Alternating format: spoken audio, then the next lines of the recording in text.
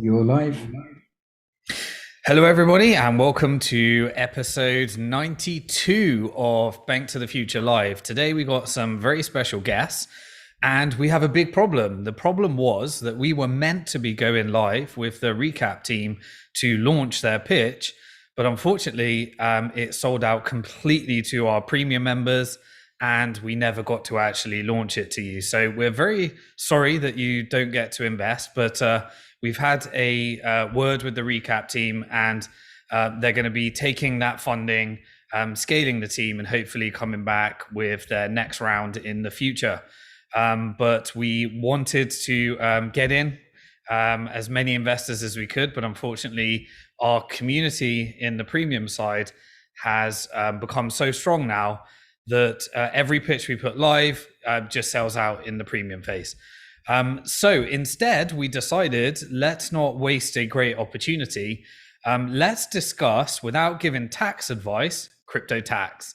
And so Recap have been on the right side of the right trend with an angle that nobody else is coming from in terms of privacy that we're going to be sharing today. And the second half of this show, we're going to be going through answering some of your questions. Now, we may get questions where you would like to get some advice on tax. Unfortunately, none of us here are qualified tax advisors. None of us are even accountants, but we're all crypto people that understand the unique challenges of figuring out our own crypto tax situation. So we can share some of our experiences, and all of us have dealt with a vast array of awful tax and crypto people that have no idea about crypto tax, and ones that are becoming experts right now. And so the team here wanted to build their own software just to solve some of that problem for some of the customers and investors that are trying to figure out, through no fault of their own, were early into crypto and there was no clarity on how to treat it. And so they're now figuring out how to actually resolve their situation because they are law-abiding people that wanted to do everything right, but due to the nature of innovation, may got themselves in a situation where they just don't know what to do with it. So today we're going to be discussing some of those unique challenges of the crypto market. And just before I introduce the co-founders of Recap and why they created the software to help people solve this problem, I wanted to go through a few Bank to the Future updates because we have been so incredibly busy that I've just not been able to go live. I also was a little under the weather, so I had to take a bit of a break. So without further ado, I would like to give you some of the things that we've been up to at Bank to the Future over the last few weeks and why we just simply have not had time to go live. And then we'll jump into Recap, their software, the pitch that went live, the pitch that sold out, and then we'll take over to the second half to answer as many questions as you can. So just before I do that, this is, if you would like to ask questions in advance and the questions that come up, we have created a Slido page. You're looking at it right now. You can scan that QR code, or you can use the link in the description or that was sent to you via email if you're here right now. Or you can just head over to sli.do, and in the box, there's a little place to put a hashtag. Put in there BF92, which is Bank to the Future Live, episode 92, BF92. And it will take you to this page. You can either look at other people's questions and upvote them, and we'll take the ones that are at the top of the process, or you can just simply ask your own question, and hopefully it makes its way to the top. Quite a few have come through already. Again, we cannot give tax advice. Nothing that we say should be treated as tax advice. You do need to get your own independent tax advisor. And the reason that we say that is because whatever we say may not apply to your situation, and we don't have the qualifications to do it. We just have some experience having been involved in that ourselves. So what have we been up to at Bank to the Future, and why have we not had time to go live? Ready? Take a deep breath. I'm going to go through some of the things that we've been up to. So firstly, we put the recap pitch live, and it was sold out to all of the premium members and their community. We put the Brancus pitch live, the Series B pitch, that sold out before we could put it live. We put the securitized Series B pitch, that sold out to existing investors before we could put the pitch live. We had the recap pitch, as we said. We also put Uno Coin live, one of our portfolio companies, and that sold out before we could pitch live for their Series B. We've had our first retirement plan B portfolio builder clients that are building an asset protection structure to receive yield, buy crypto, and invest in a portfolio of companies just like Recap, all within a retirement plan structure. And all of them sold out in beta. So we're lining up the next round of people. The Coinbase IPO, we are now putting together an option for those that have the private shares that would like to sell those, and we'll be updating people because the horrific process of transferring shares in the traditional financial system is nothing like the crypto process. We'll be updating that. RobbinHood had an IPO. The lock-in period is until December, so we'll be updating investors on how to get their RobbinHood IPO shares. Circle announced that they're doing their IPO. So we've got all these multi-billion-dollar companies from people that also might want to figure out the tax situation, and maybe there's some questions there. FV Bank went live. We had to close it early because it sold out. Exodus, they distributed their Bitcoin dividend and gave investors a 158x return on their equity in the seed round through the shares, as well as the buyback and paying in Bitcoin. Wirex reported a 38x return. We'll be updating those shares in that corporate action. Checkbook did their Series B, and we'll be updating that. Scenario did a share buyback, and we'll be distributing their funds. Storage did a share buyback where they offer tokens for everybody that wants to sell their shares.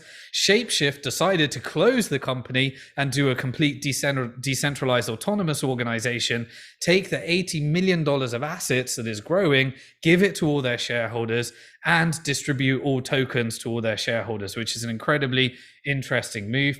Bitso did a funding round at $2.2 billion valuation, so another unicorn to add to our portfolio.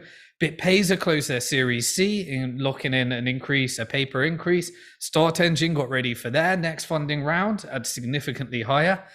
Chronicled negotiated better terms for our investors, and they'll be announcing a very large investor that will be updating as soon as that is confirmed. And Abra will be launching their Series C, and we'll be updating existing investors on that. So we have had an incredible ride with all the investors at Bank to the Future and all of these interesting events that are happening. And we have just had to rebuild technology, implement new systems. And so we thank you all for our patience while we're trying to scale our team at the same time as all of these companies just going through an incredible growth phase. So those are the updates. And now let's jump into the topic that we wanted to cover today, which is with the recap team. So just before we go into that, why don't we got both of the co-founders here? So why don't we just do a quick introduction to yourself, when you got involved in crypto and why you started Recap, and then we'll start jumping into some of the solutions. So should we start with you, Dan? Sure, Simon. Let's go for it. So hi, everybody. I'm Dan. I'm CEO and co-founder at Recap. My kind of cryptocurrency journey started as far back as 2008. Not that I got into crypto at that stage, but in that I had an interest in economics, and I had just graduated and was wondering if my job was still going to be around in the height of the financial crisis. And actually, one of the first things that I bought from my first salary check was a piece of gold, thinking that was going to protect me moving forward. And it was only moving into that first job that kind of got me into the world of startups and even cryptocurrency through meeting Ben.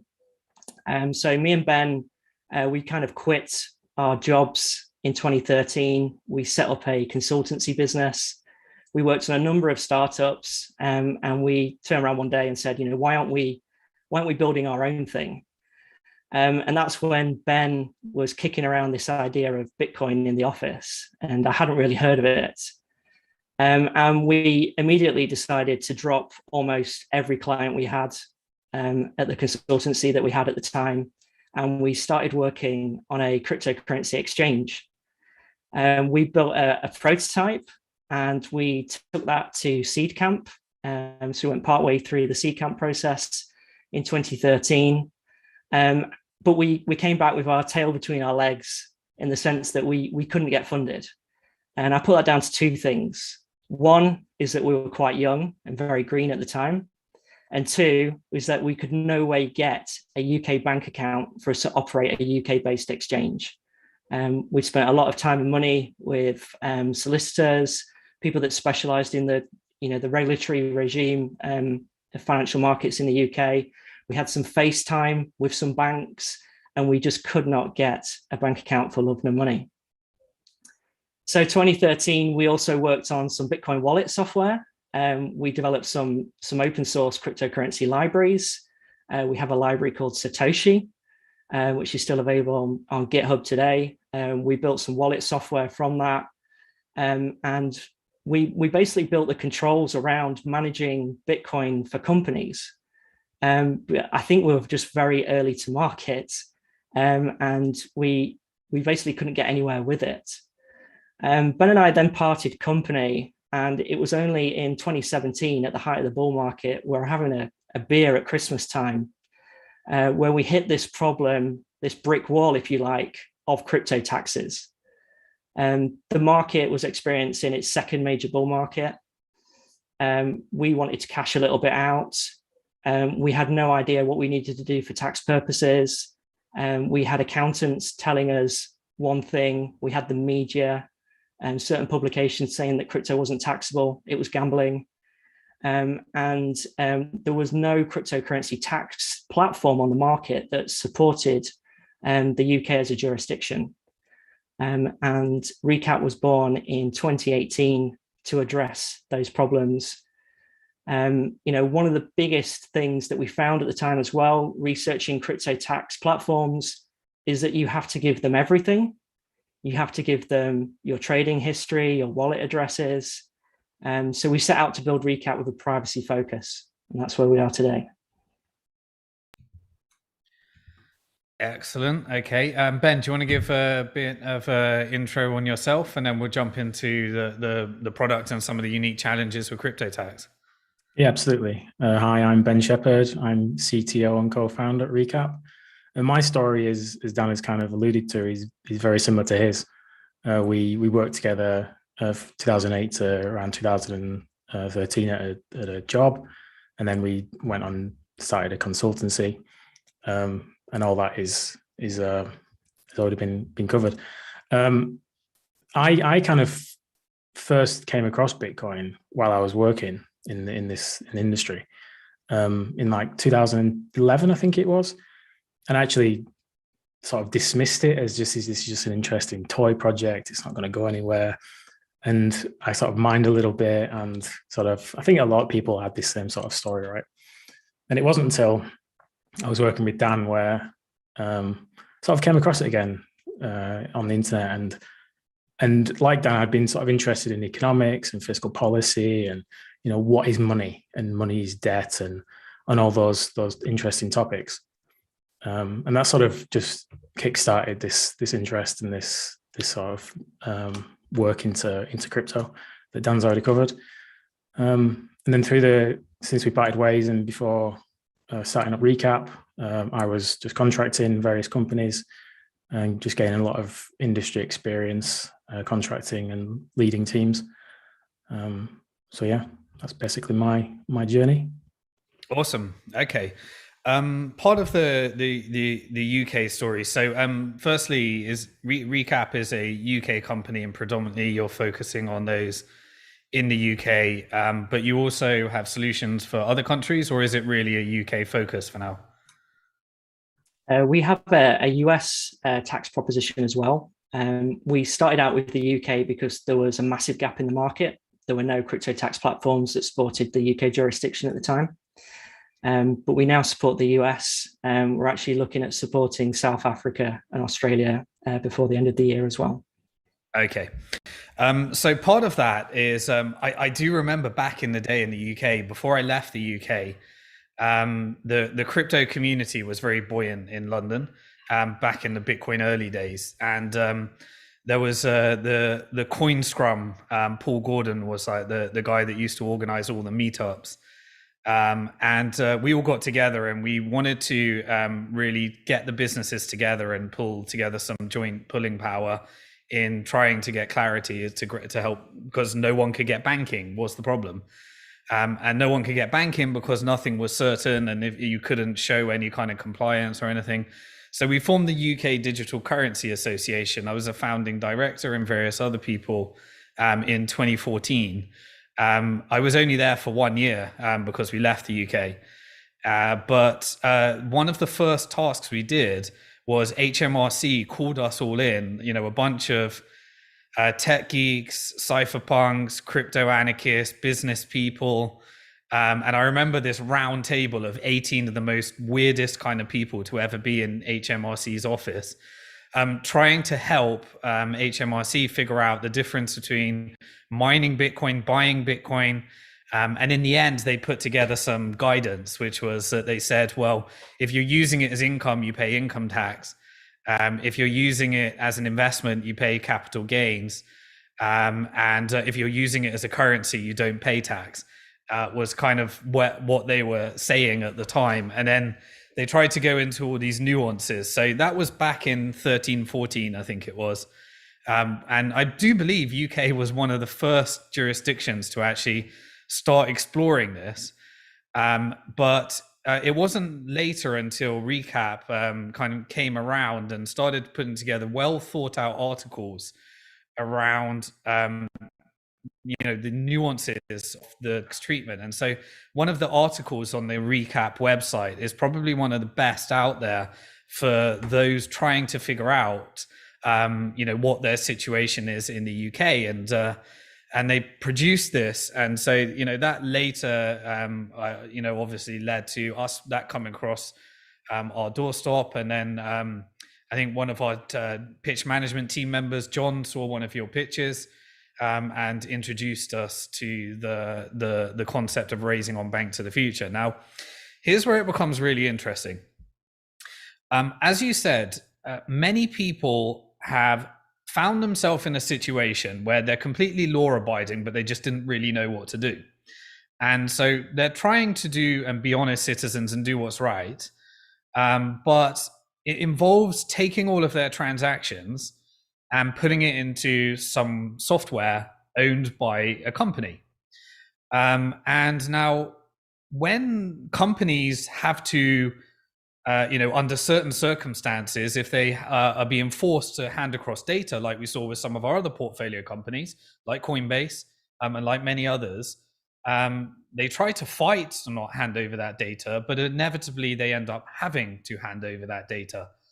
And so a bunch of people suddenly get letters in the post saying, have you declared your tax? And then a few more tick boxes land on their form saying, do you own any crypto assets? And so, as this innovation that people didn't understand comes across into something that is more understood, you end up, having to fix a problem. And so the challenge that people have is that they end up putting their data into a software, and then those softwares could be subpoenaed.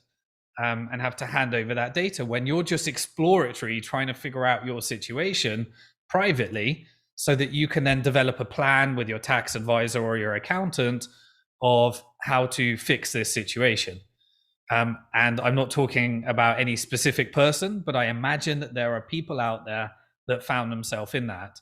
So Recap comes along and says, well, we imagine that there's a lot of people in this situation, and they probably want to do this privately. And so Recap says, we'd like to create a solution with privacy in mind, because people need privacy, figure out where they're at, get the advice, and then they can fix their situations. Now, when you're going out and pitching for funding, most people are saying, well, isn't this a data play? We want to invest in a company where you have all the data. We're used to our Silicon Valley companies. And so you found it challenging to secure funding because they wanted you to silo all the data. They didn't want you to build a privacy solution. So when it came to BnkToTheFuture, our investors are unique investors that understand some of these challenges. And so therefore it sold out in seconds because they understood the problem. Maybe, you could share some of your challenges in trying to secure funding from people that just couldn't appreciate this and what they were trying to make you do in order to get the funding until you reach the stage where it sells out in 48 hours on Bank to the Future. Yeah, sure, Simon. So yeah, we've obviously spoken to a lot of investors over the years. You put it quite well in that, some VCs that we've spoken to just cannot get their head around the privacy focus that we have, and how that is so valuable to our customer base. And the reason it is so valuable is because you've got this highly sensitive information, which is required to calculate your tax position. But one thing we haven't talked about is that this information is sensitive from another aspect as well. Cryptocurrency, you have self-custody over it. If anybody gets access to your cryptocurrency or is aware that you have cryptocurrency, there's no kind of protection in place for you. There's very little regulation. There's no insurance that will cover you for your assets. There's very little recourse if someone gets hold of your transactions or works out what you've got. So this intrinsic privacy focus is something that nearly everybody that's been in crypto for a long time will understand. We like to call this almost self-custodianship of your cryptocurrency accounting data. Nobody else can see it apart from you. Nobody else can action it. We can't even see it at Recap. Yeah. So I don't know if you want to add to that, Ben, or maybe this is a good time to actually just jump in and show people what you built at Recap. Maybe we could do a quick demo so that people can understand the software that you built and how it helps investors in the crypto space. Yeah, I think if we do the demo and we can maybe talk over some of the aspects. Sure, yeah. Okay, great. So let us know in the live chat, or if you can't see a screen share, but you should be able to see a screen share at the moment. And so walk us through what you built. So you should be able to see kind of the main Recap screen, which is the account screen.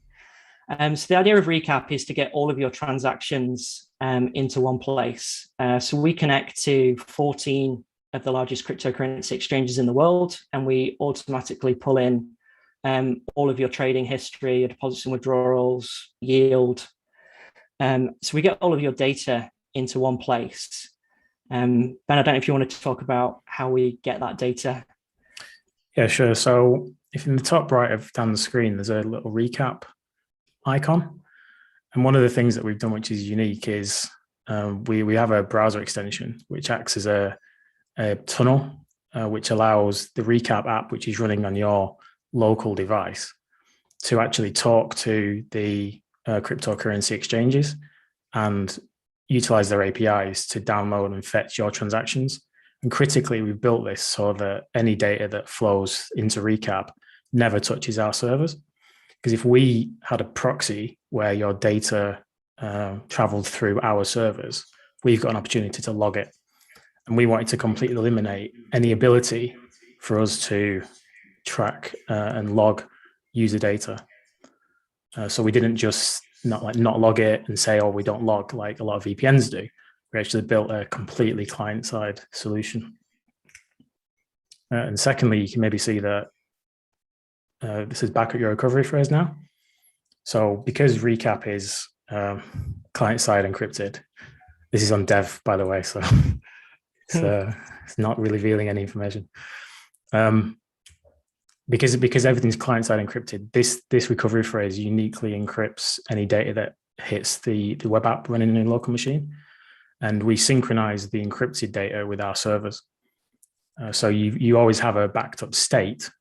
So you can always access your account from any device as long as you have your recovery key. But because it's encrypted on your device, we never can get access to it on our servers. So one thing I'm going to do is I'm just going to connect a demo Luno account just so you can get an idea of how easy it is to pull in your data. So if you were a Luno customer, you'd go into Luno, you'd generate an API key, which is something that most of the cryptocurrency exchanges allow you to do. You'd put that API key into Recap, and we automatically go off and pull in all of your transactions. Once we've got all of your transactions, which you'll see in a minute, we start valuing them. You can see that pop up there. So we value all of the transactions in pounds in this case. So we can then start calculating the capital gains tax position or any income from those transactions. You can see here in the activity feed, just a stream of income data that's coming in directly from Luno. And from the tax screen, we calculate the net capital gains impact of all of the transactions that you've got. So currently this is set up for UK tax mode. The two things that you probably care about as a UK individual is a capital gains tax report to send to your accountant. So you can create these within the Recap application. Again, these reports are all generated actually within the web app. They're not actually generated on our servers. So we've kind of flipped the whole kind of technology on its head, if you like, within our application stack, where companies traditionally would calculate things on a server or have a big database of transactions to crunch the numbers. We actually do all that with client-side technology that's in the browser. So all the calculations, again, are not on our servers. And this is what our capital gains tax report looks like. You get a breakdown of all of your disposals. And the key thing right at the end is your net gain or loss, which is what you would send on to your accountant, and they would ultimately file this within your tax return. And we've also got the ability to download an income report. We've seen an explosion in innovation in the cryptocurrency space, and the cryptocurrency market is now big enough to generate a yield curve. So we've started to see companies such as Celsius, BlockFi, the DeFi market as well, which will allow you to earn yield on your assets. So we account for those as well. You can see here there's £25 worth of income for this tax year. Again, we generate a report for this that you can send to your accountant as well, which looks a little bit like this.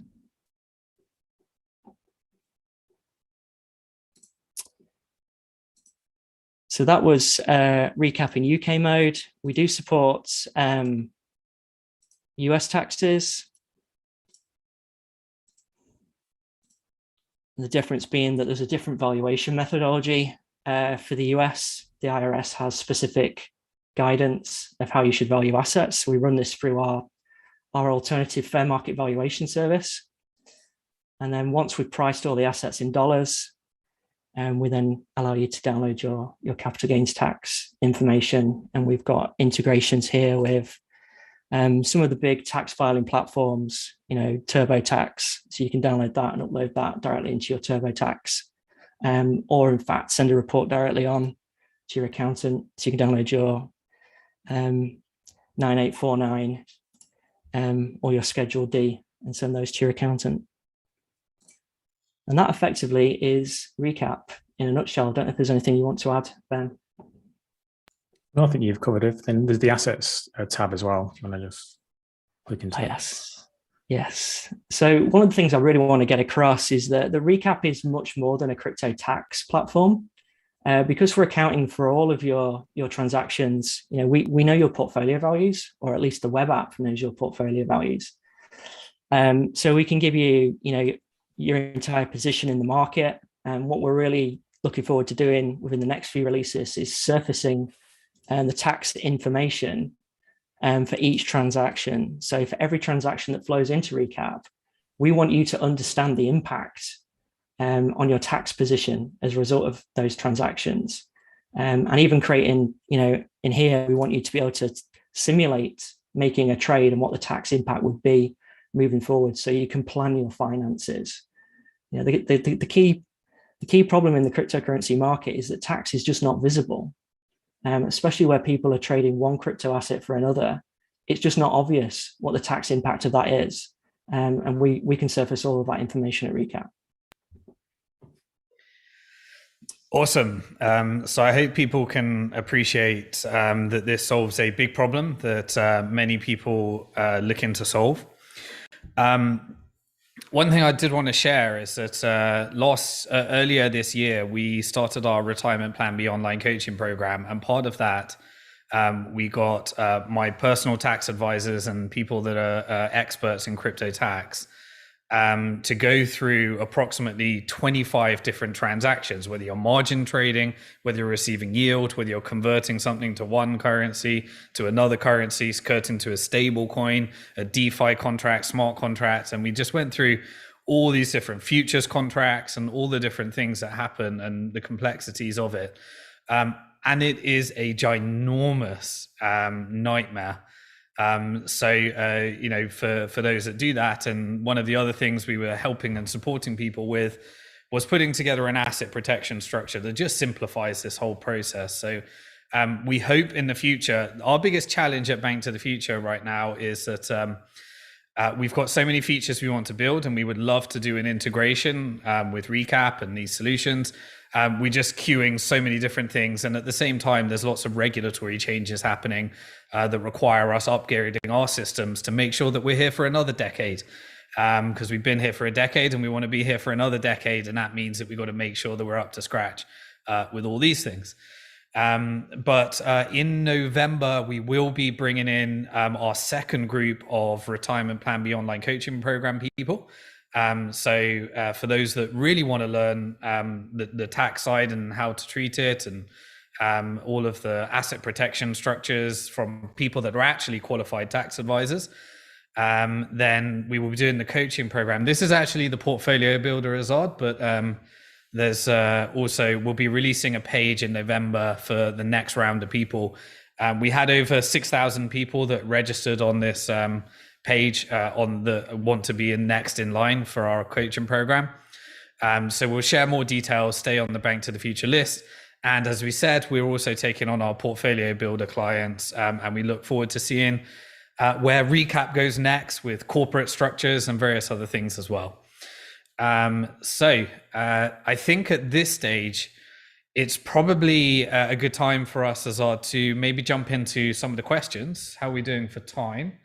So we've got about 25 minutes where we can take as many questions as we can. I do need to reiterate, we can't give tax advice. We're not accountants, we're not tax advisors. But what we could do is share some of our experience, knowing that you need to get that checked with your tax advisor and your accountant, and what we say might be completely inaccurate and incorrect. So please do not rely on it when you plan your tax affairs. We're just sharing some experience for educational purposes so that you can go off and get the real professionals to actually validate that. And, you know, we've got resources in the online coaching program if you want to meet some of those resources as well. Okay, so Azad, should we jump into the most upvoted question on the Slido board? For those of you that weren't there in the beginning, hit that. If you'd like to get your question answered, scan that QR code, head over to sli.do and put in BF92. This is Bank to the Future Live, episode 92. You can get your question or upvote other people's questions if there's a big queue of questions now, and it will make it to the top if you'd like to see someone else's question. And just before we jump in, I'd like you to do one more thing. It really helps the algorithm if you hit the like button right now on this. So if you've been enjoying this content and you appreciate the fact that we're going to try and take some time to answer your questions, then in return, we'd like you to just hit that like button. And if you're not a subscriber, hit subscribe, hit the bell symbol, hit all, and YouTube will notify you each and every time. Because as we said, deals sell out. So it's more important to get access to the information, stay subscribed, and hit that like button. And we'd really appreciate more people seeing this as well. Okay, so Azad, what do we got for the first question? Okay, first question from Anonymous is, can you get into detail about how my portfolio is protected using your privacy approach? Yeah, I'll take that one. So we've already talked briefly about the extension, which prevents us accessing or logging or seeing any of your data in transit between the web app and the various exchanges. We also generate a recovery phrase when you sign up to Recap, which is generated on in your browser using the appropriate browser APIs, and that is what is used to encrypt your transactions and your portfolio. And before anything is sent to our servers for synchronization and backup, it's fully encrypted with your recovery phrase, which we never see. I think that's probably the bulk of it. Yeah. Yeah. What do you do if you're so maybe you're doing DeFi contracts, everything's done in wallet addresses, and it's not you're not using exchanges. Are you able to just pull this data through from the blockchain, or is it all centralized services? So we're currently working on the approach for blockchains and wallets. Our working model is that we're going to host our own blockchain services, but as much as possible, we're going to allow people to use third-party or their own hosted blockchain indexes. So like Trezor, for example, allow you to run your own Bitcoin indexing node. You can add that into the settings. I think we're probably going to use a similar approach as far as possible. But certainly for something like DeFi, where the quantity of data is just enormous, and it's infeasible for people to index that themselves, we're going to have to lean on third parties and probably decentralized third parties as much as possible. Okay, should we go to the next question? Yep, next question is from Anonymous. Are staking rewards double taxed? Is there a difference between staking rewards and liquidity mining providing liquidity? So we have to preface with, we can't give tax advice. We can't give you the answer to that. It depends on your jurisdiction, where you live, your circumstance, your tax situation, all sorts of stuff is in that. But maybe does anyone want to share some generalized what they have seen? And as a general rule of thumb, I would say that staking rewards in general would most likely be seen by a tax authority as you receiving some kind of income. And so you might be treated, that might be treated as income. And so you need to look into that situation. Guys, you had any experience with staking? We have, yes. Yeah, we're of the same kind of mindset that staking rewards would typically be subject to income tax. I think the question around double taxation or double tax there is that if you then later dispose of that asset that you receive through staking, that would more than likely be subject to capital gains tax as well. But it would only be on the appreciation of when you received your staking rewards. The question goes into a bit more detail around liquidity mining and providing liquidity. And this is something that we've put to our tax advisors, and they've actually put to HMRC. So there is no explicit guidance from any tax authority whatsoever around liquidity pools or providing liquidity. We're trying to make sense of it our side, so we can develop a solution for it. But there are a number of nuances in liquidity pools. The first is that when you put assets into a liquidity pool, you typically receive a liquidity pool token that gives you the right to redeem what's in the pool later on. And you receiving that liquidity pool token could actually be classed as a disposal. So there are a number of nuances around that we're trying to understand. It's more than likely we're going to develop some configuration within Recap where you have to pick what methodology you want to follow. Because for a lot of these situations, we just can't make a call on them because there's no guidance for them at this stage.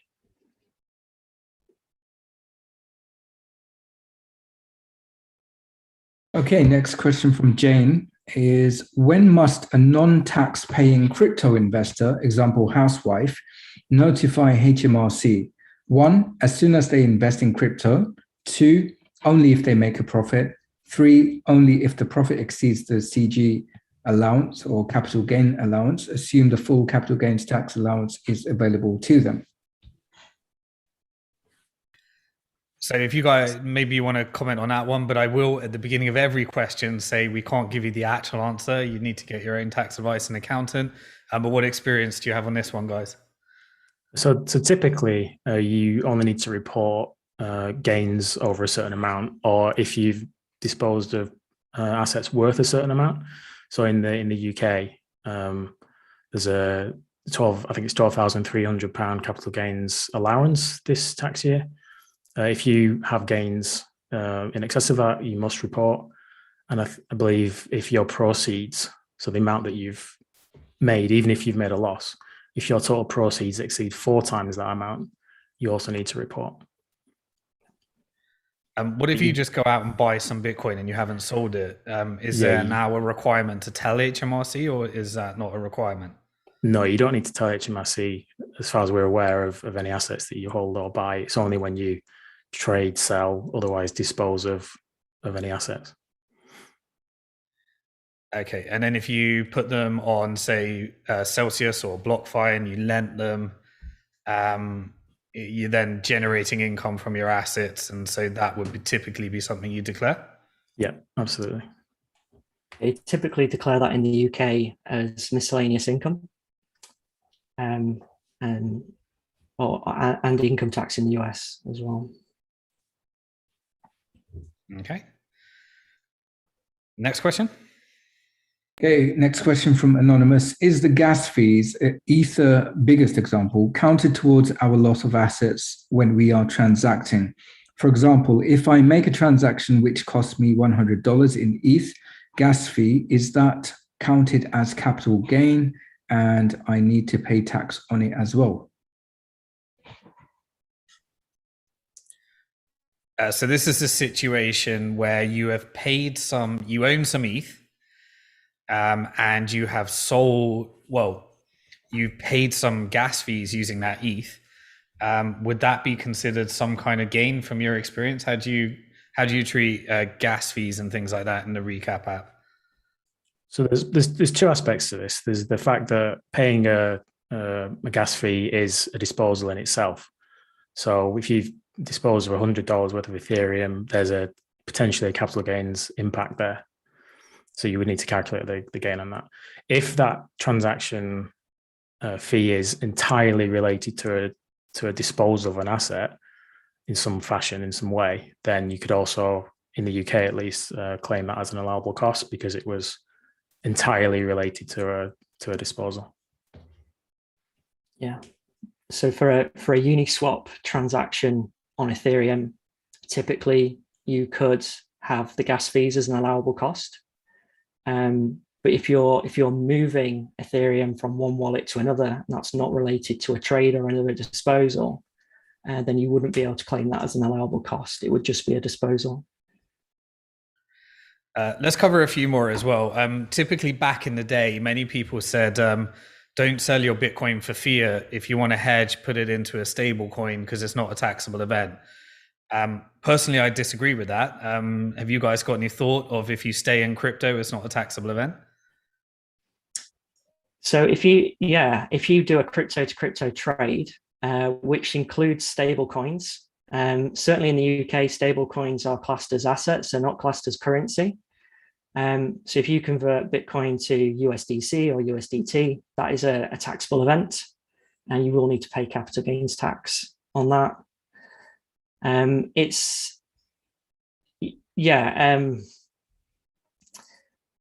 Stable coins, we know HMRC in the UK are looking at stable coins at the moment, and there's the potential in the future for them to be classed as currency. But right now, they are definitely assets. Okay, let's take another question. Okay, what is the easiest way to put in our older Metamask transactions in the recap app, as the CSV report we download from Etherscan is not compatible with the recap form? Any insights into future updates that will include Metamask compatibility? So I'm going to start this off and say that we don't want to be supporting CSVs if we can help it within the recap application. We would much rather you put in your wallet addresses and we go off and automatically pull in your transactions than having you to continuously update recap by uploading CSVs. If you keep uploading CSVs, it makes your tax position like an annual concern. You're probably only going to do it when you need to file. If we can get you to put your Ethereum addresses into recap, we can automate your tax planning, your tax position, and the value proposition for recap becomes that much richer for you. So we do try and avoid CSVs at all costs if we can. And as Ben mentioned, a few minutes ago, we are looking at supporting on-chain Ethereum transactions for Ethereum, possibly Binance Smart Chain as well. And we hope to have something working within the next couple of months. Yeah, so I think we're going to have to, I think there's so much to build here that we're going to have to make sure that we get to that next funding round for anyone that got in as an early investor, because with an application like this, you can see there's a lot of building to be done for all these different use cases. Have you got like a particular focus? Is it, or how do you make the decisions about where to take this in the next direction? So, our total addressable market is capped by the number of integrations that we support. So we prioritize the exchanges or the on-chain places that have the most users. And right now we've seen an explosion in DeFi. So we're very excited about bringing, on-chain Ethereum data into recap, as well as some of the DeFi platforms such as Uniswap, some of the lending platforms, Aave, for example, into recap, and then targeting some of the larger exchanges as well. So like in the US, we need to have Gemini, and certain other jurisdictions will have their own exchange that will have the majority, that has quite a large user base. So we tend to pick those as the priorities. For this year, we're targeting 2 new tax jurisdictions, 5 or 6 new cryptocurrency exchanges, and we want to get at least 2 on-chain data feeds into recap. Okay, let's try and take some more questions then, Azad. Okay, question from Jane. If you buy or sell between a crypto and a fiat currency, example GBP, is that a taxable event? Example, if you trade GBP with ADA, are you potentially subject to capital gains tax? Yes. Yes. Easy one. Because it's a fiat trade. If you were buying ADA, then you would have an acquisition, so you probably wouldn't have any taxable gain at that point. If you then were to the opposite, if you were to sell the ADA, then there's a capital gains calculation to do there. Okay, question from Anonymous. What would your advice be for people that are in crypto for a few years, but were making smaller profits before and now getting bigger, so need to report all of our assets? What is the procedure and easiest way?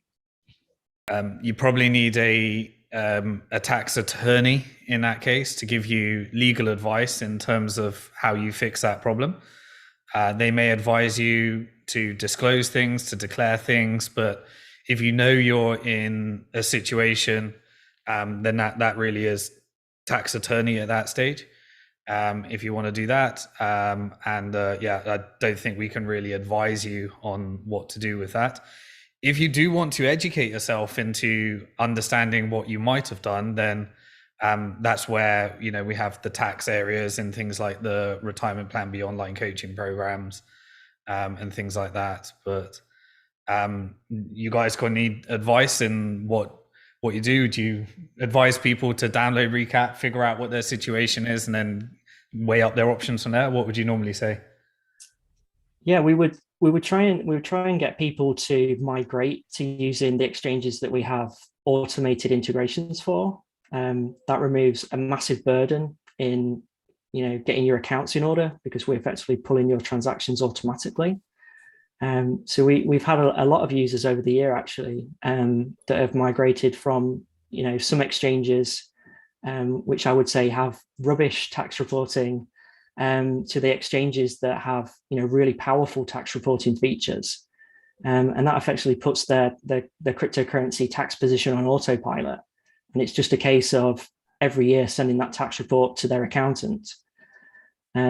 If you're doing really exotic things in crypto, like maybe you're on some of the new chains or some of the new DeFi platforms, we struggle to keep up with the innovation, and so do our competitors as well. So you're creating quite a nightmare for yourself in terms of accounting for your transactions. So the less transactions you do, maybe you hold off on the latest innovative features of crypto a little bit as well to allow us to catch up and to get access to those transactions automatically. We can certainly make things easier for you in the long run. Okay, will there be a support for two-factor authentication for login security? Are there plans for supporting the Etherscan CSV format for importing transactions from Metamask? So we covered the second one, but 2FA? So the recovery phrase that you already have acts as a pseudo 2FA. So even if you're using a password where compromised, the recap can't be used until you have access to the recovery phrase. So that kind of acts as a pseudo 2FA, but we have nothing, no problem with it enabling two-factor authentication. We definitely will consider it. It doesn't really cost us anything. It just makes it a third thing that you need to log in, which makes it that much more difficult and more likely that people will lose access to their account. But yeah, we'll definitely consider it. Does the privacy approach mean everything is stored locally and nothing is submitted to a server, including meta information? So not entirely. All the data that you have is encrypted. So all of your transactions, your values, your amounts is encrypted. That gets synchronized with a server with meta information, which allows us to charge for the application. So we know the number of transactions you have and the number of accounts that you have, but we don't know anything about the types of accounts or the types of transactions or the values of the transactions. Yeah, maybe this is a good stage to help people understand your business model. Sure. So we are a software as a service business. We charge between 120 and 400 pounds a year to effectively have a real-time view of your tax position. So it's the tiering of the subscriptions are based on the number of transactions that you've got in your portfolio. So if you're somebody trading, on a futures market somewhere, you're probably going to have a lot of transactions. You're going to be in the higher bracket. If you're just trading on Coinbase, you're making your first kind of allocation into the market, it's very, very likely that you're going to be in the 120 pound bracket.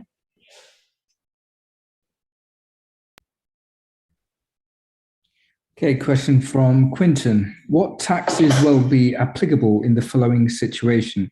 Crypto assets was acquired and traded throughout year one.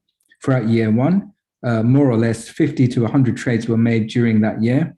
Year 2 to 3, no trades were made. Year 4, the crypto holder withdraws. So it would depend on your jurisdiction. But if the year 4 withdrawal is selling those assets, then there would be a capital gains impact based on the acquisitions that you made in year 1. Yeah, this is one of the key problems of calculating your crypto tax position, because we're in a very fragmented market. There's multiple wallets, multiple exchanges, thousands of different crypto assets. You don't just go to your brokerage account and download your cryptocurrency transactions for the year. They're spread across multiple places. And for a lot of people, multiple tax years as well. And it's important that you capture every single transaction you have ever made and get that into recap so we can calculate your acquisition costs and therefore your disposal proceeds correctly. And this is also where a bit of structuring also helps. There's structures to significantly simplify the process using more of a corporate structure as you start to get more advanced. And one of the things we tried to do with the portfolio builder is simplify this significantly by giving people a corporate structure that helps asset protection, inheritance, and simplification of all of these treatments through assets that people really understand, like shares. Next question. What are the next countries you plan to support? Germany? So for this year, we're looking at supporting South Africa and Australia. Q1 of next year, we're looking at most of the EU states. Do you recommend holding assets personally or through the use of a company or a trust in order to lower taxes? Again, that's a very nuanced tax advice question, but you would need to understand that, you know, most trusts are normally about asset protection because if it's specifically set up for the purpose of tax optimization, then most jurisdictions have put in rules like controlled foreign corporation rules and all sorts of stuff. You're getting into the big weeds of it when you're doing that. Yeah, the situation, if you own them as an individual, if you own them as a corporation, or you own them as a trust, is about really understanding how your jurisdiction treats those different types of transactions. That was something that you really need to go deep in with a personal tax advisor that understands how to treat these things. But corporate structures can normally help, and trusts are normally about asset protection as well. And a side benefit of that, if it's treated through a retirement plan structure, then you get those optimizations of retirement plans that normally exist in different jurisdictions as well.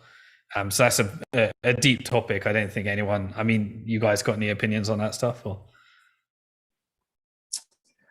Not really, not without going into tax advice. One thing I will say is that we have had a lot of companies approach us in the last few months, UK companies that have perhaps had surplus cash flow and they've invested in crypto assets, or that they're actually trading in crypto assets as, like, you know, almost like a hedge fund. We do envisage supporting those customers in the short term.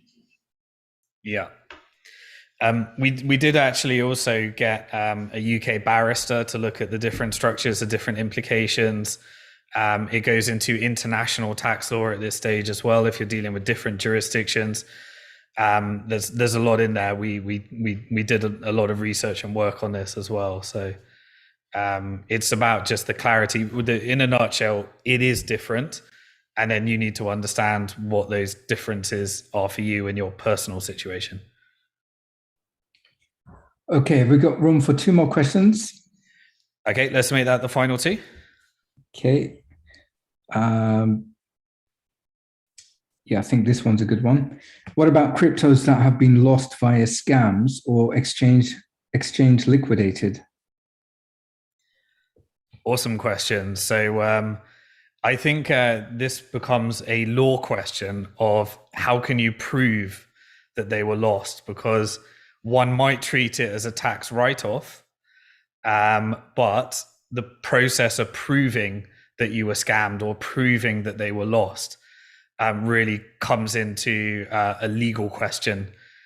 Do you have the proof of that? Because if everyone could get a tax write-off by making up that they were scammed or those were lost, or I lost my private key in a boating accident, then it really comes down to the proof, and that's a legal conversation at that stage. You guys had any experience of this type of thing? So HMRC in the UK have a process called a negligible value claim. So if you've genuinely lost, or you've had assets stolen from you, and you can prove it, like you were saying, you can claim to HMRC that this asset has negligible value, and you can basically write off the loss. but you do need to go through that process for HMRC to accept the loss. Yeah, so just saying, you know, an anonymous person on Telegram messaged me, and then I sent it across, and they said I was going to they were going to send it back as a giveaway. That's going to be a very challenging thing to go through the flow and trying to prove that that wasn't you sending money to yourself. You can imagine the complexities in that. Yeah, definitely. Yeah. And we'll do one more, Azad.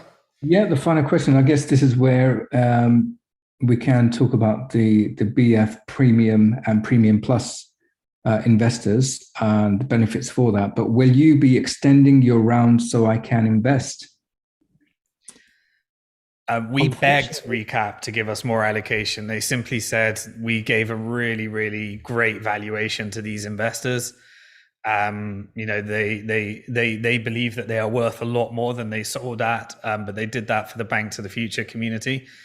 And I think you're completely maxed out at what you're authorized to sell in this round. So, you know, I'm sure, I hope that Recap will come back later.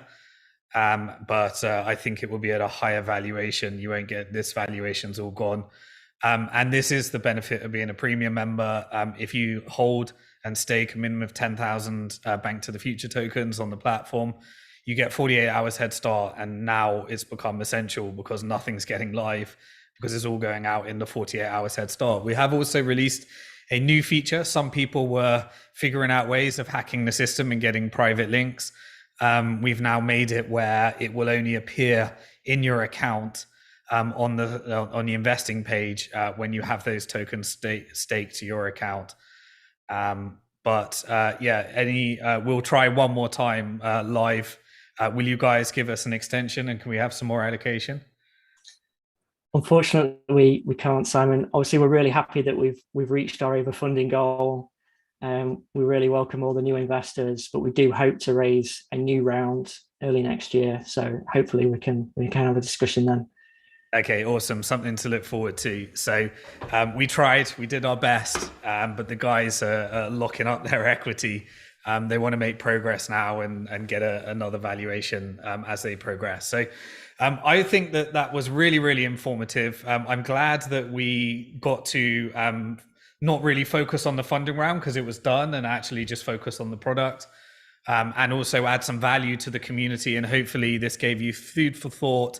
I do have to reiterate, we say it 100 times, but it's very important because you do need to get your own advice. We are not tax advisors. We're not experts. We've got some experience, but we're not qualified to actually answer any of those questions, and you rely on it in making your decisions. So please do get your own advice there.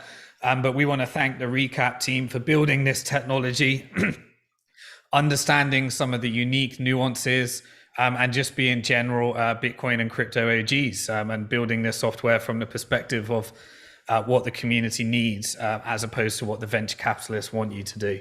And we will always support companies like that on Bank to the Future. And we're really glad that the community really saw the value in this and took it straight away. So thank you guys, and we look forward to having you back on a future episode of Bank to the Future Live, and do a future funding round as you guys progress. So that's going to do it. Episode 92 of Bank to the Future Live.